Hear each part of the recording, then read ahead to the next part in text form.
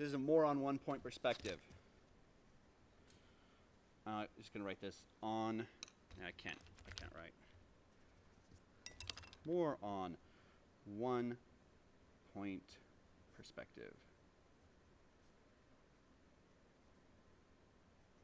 Okay, there's my vanishing point. Here's my archway. That's coming up here. There's the top of it. Come down here. Now, if that's my vanishing point, the rest of the drawing has to comply with that. So I stop really copying. I can sketch in some things. Anything that's flat, that's horizontal or vertical, can be your own invention. So I've got this house back here and the corner there. You guys can see where I'm talking about. Now, I'm going to take this, I'm going to elongate that part of that drawing there, and it goes to the vanishing point. That's a very high vanishing point. I'm going to move that vanishing point downward because that's too high. I can't just move the vanishing point. I have to move the line that's associated with the vanishing point. So I'm going to move it down because I want it to be closer to the eye of the viewer. And the corner, if I don't move the corner, I have to change the angle of the line. Okay, watch what I just did there. This is what I had. This was my vanishing point. This was it. And I had a line from this corner that went this way. I didn't like that. That was going to make my viewer too tall. So I lowered the vanishing point, and then this has to go upward. So you can't just move your vanishing point and not move other lines. And then I'm going to have this one. Got ourselves a little house here. And then the banister up here.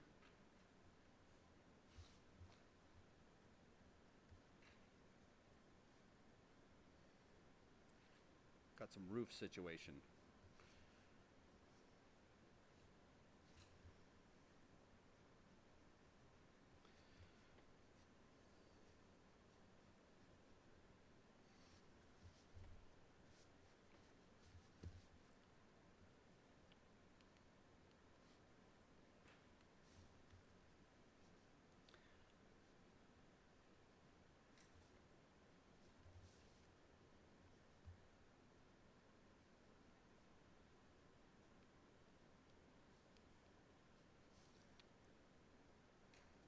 All right, here we go. So notice with this is very different. The vanishing point, the space of things is very different, but it's still working. The viewer from this point of view to this point of view has shifted a little bit. Whether I'm taller or moved over a little bit, it's a little different. That's okay as long as I'm still following all the rules. Sometimes you're moving part of a person, but not the whole person. Wait, you're not moving all the stuff in association with the person. So I'm kind of not copying anymore. I'm going through the routine of the vanishing point. And this person's really, in this picture, is really, really tall. That's okay. You know, maybe this person's up in a window somewhere because that's ridiculously tall.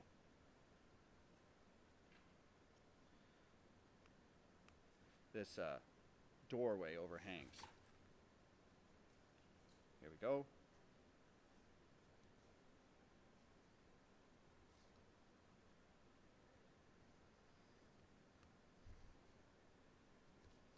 Okay, another thing about vanishing points, another thing about one point perspective is as your angle gets steeper, generally speaking, whatever it is gets a lot narrower.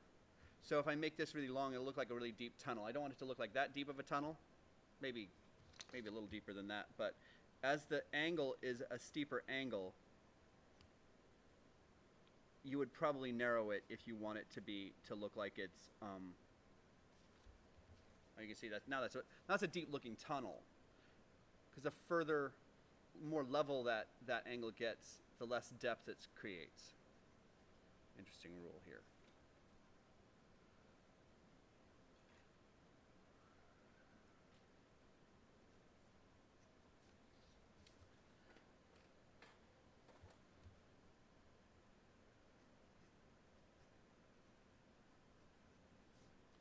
Got this pillar.